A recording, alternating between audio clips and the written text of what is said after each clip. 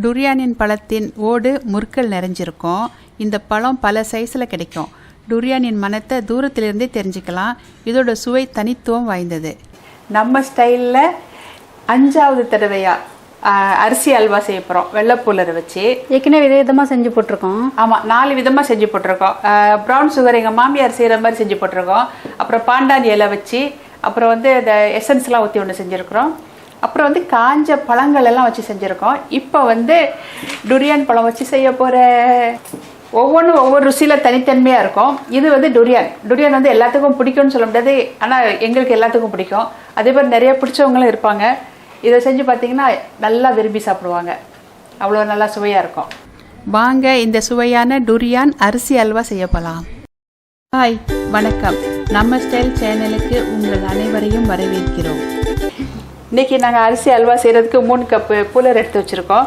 இதை வந்து 3லேருந்து ஒரு 4 மணி நேரம் கழுவி ஊற வச்சுருங்க. ஊற வச்சு ஆவியில் வச்சு ஸ்டீம் பண்ணி அவிச்சு எடுத்துக்கோங்க. 2-3 தடவை இடையில தண்ணி தெளிச்சிக்கோங்க. நான் ஏற்கனவே 4 வீடியோ போட்டதில் வந்து அந்த அரிசி இதை வந்து எப்படி அவிக்கிறதுங்கிறத தெரியும் உங்களுக்கு. பார்த்தீங்கன்னா அதோட லிங்க் வேணால் கீழே உள்ள டிஸ்கிரிப்ஷனில் கொடுக்குறோம், நீங்கள் பார்த்துக்கோங்க. இந்த அல்வாவுக்கு 3 ட்ரே டுரியான் வாங்கியிருக்கேன். இதை வந்து நான் பழத்தை மட்டும் விதை இல்லாமல் நான் பழத்தை மட்டும் தான் எடுத்துக்கணும். கையை வச்சு தான் கழுவிட்டு வந்து எடுத்துக்கிறேன். இந்த பழத்தோட விதையை நான் பயன்படுத்தினதில்லை.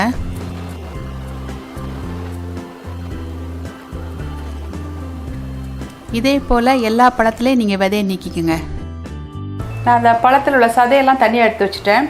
இந்த விதையெல்லாம் எடுத்து தண்ணியில் போட்டு கழுவி தனியாக எடுத்து வச்சுருக்கேன். இப்போ இந்த விதையெல்லாம் கொண்டு தூர போட்டுட்டு மற்ற வேலையை பார்ப்போம். நான் அந்த 1 கப் தண்ணி ஊற்றினேன். அப்போ எவ்வளோ இருக்குன்னு.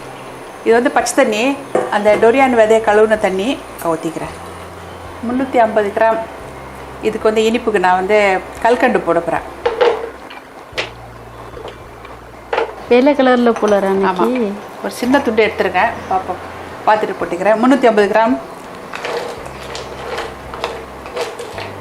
கரையிட்டுமா பார்ப்போம். பூலர் அரிசியை 3லேருந்து 4 மணி நேரம் ஊற வச்சுட்டு கீழே வந்து பாண்டான் இலை போட்டிருக்கேன். பாண்டான் இலை போட்டு ஆவியில் வச்சு அவிச்சிருக்கேன். நல்லா வெந்துருச்சு. இது வந்து நல்லா அரிசி சோறு மாதிரி ஆயிடுச்சு. சின்ன கட்டியெல்லாம் கரைஞ்சிருச்சு, பெரிய கட்டிங்க என்ன முழுசாக இருக்குது. நான் அந்த பழத்தை நிறுத்து பார்த்தேன், விதை இல்லாமல் 3/4 கிலோ இருந்துச்சு. நிறையா இருக்குது. 3 ட்ரே வந்து இது பழம் கொஞ்சம் வெந்து கரைஞ்சிச்சுன்னா அந்த கட்டியும் கரைஞ்சிரும். அதனால் எப்பவுமே போட்டேன். பழம் நல்லா குழையணும். பழம் நல்லா குழையணும். அதோட அந்த கல்கண்டும் கரைஞ்சிரும்ல. கட்டி கரைஞ்சி வருது. இன்னும் ஒரு சின்ன துண்டு கிடக்குது, அது கரைஞ்சிரும் கொஞ்சம் நேரத்தில். பழமும் நல்லா கரைஞ்சிருச்சு. இப்போ வந்து நான் தேங்காய் பால் ஊற்றிக்க போகிறேன். ஒரு 1.5 கப்பு தேங்காய் பால் ஊற்றினா சீக்கிரம் சின்ன பொடி கட்டியும் சீக்கிரம் கரைஞ்சிரும். உங்கள் ட்ரெஸ்ஸுக்கான கலர் மேட்சாக இருக்குது. அப்படியா?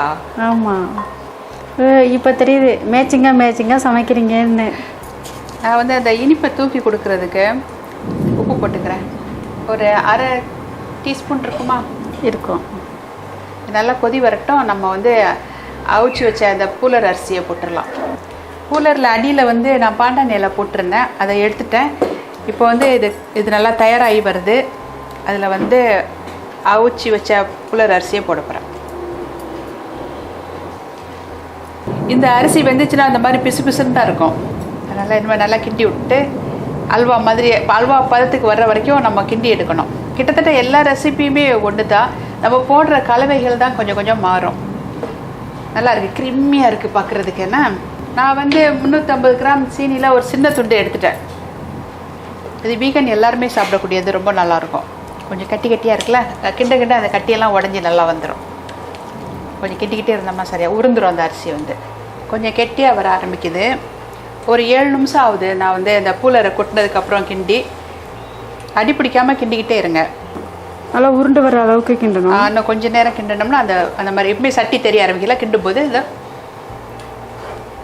இதில் போட்ட சீனி வந்து போதுமான அளவுக்கு இருக்குதான். கோமதி சாப்பிட்டு பார்த்து சொல்லிச்சு, சரியாக இருக்குது அப்படின்னு சொல்லிச்சு. அந்த பழத்தில் இனிப்பு இருந்ததுனால அது நல்லா இருக்குது அப்படின்ட்டு. ரொம்ப அழகாக வந்துருக்குது. கலர் நல்லா இருக்குது, லைட் பச்சையில்.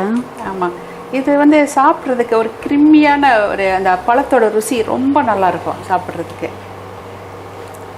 இதுக்கு முன்னாடி போட்ட அந்த காஞ்ச பழங்கள் போட்டு செஞ்சுருந்தோம்ல அது வேற, அது வந்து தனி ருசியாக இருக்கும். பேரிச்சம்பழம் அதெல்லாம் போட்டு செஞ்சுருந்தோம்.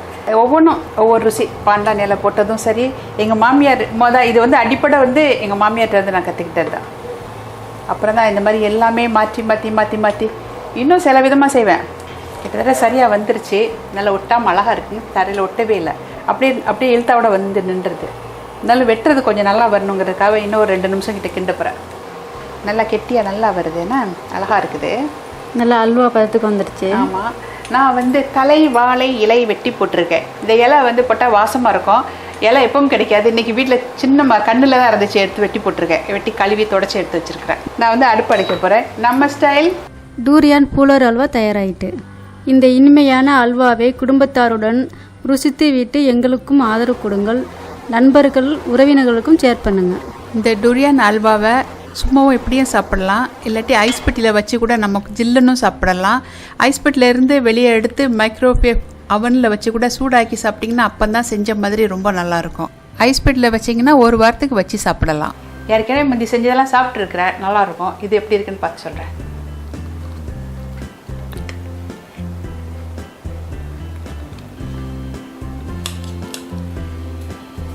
இனிப்பு நல்லா இருக்குது.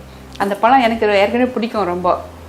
அந்த கிரிமியான ஒரு டேஸ்ட்டில் ரொம்ப அருமையாக இருக்குது. அதுக்கு மேலே வர்ணிக்க எனக்கு தெரியல, ரொம்ப ருசியாக இருக்குது. அதில் எண்ணெய் நெய் அதுவும் இல்லாதனால கொஞ்சம் சீனி தான் கொஞ்சம் அதிகம். மற்றபடி நல்லா ஆரோக்கியமாக உள்ளது. எல்லாருமே செஞ்சு சாப்பிட்லாம். செய்ய சுலபந்தான். செஞ்சு பார்த்துட்டு எப்படி இருக்குதுன்னு சொல்லி நமக்கு கமெண்டில் எழுதுனாங்கன்னா நம்ம வேறு கொண்டு மாற்றிக்கலாம். வேறு இந்த பூலரை வச்சு செய்யக்கூடிய ரெசிபி இருந்துச்சுன்னா சொன்னாங்கன்னா நான் அதை செஞ்சு போடுவேன். இந்த வீடியோ உங்களுக்கு பிடித்திருந்தால் லைக் பண்ணுங்கள், ஷேர் பண்ணுங்கள், கமெண்ட் பண்ணுங்கள், சப்ஸ்கிரைப் பண்ணுங்கள். பிறகு கீழே இருக்கும் பெல் பட்டனை அழுத்துங்கள். நம்ம ஸ்டைல் சேனலை பார்த்ததற்கு நன்றி.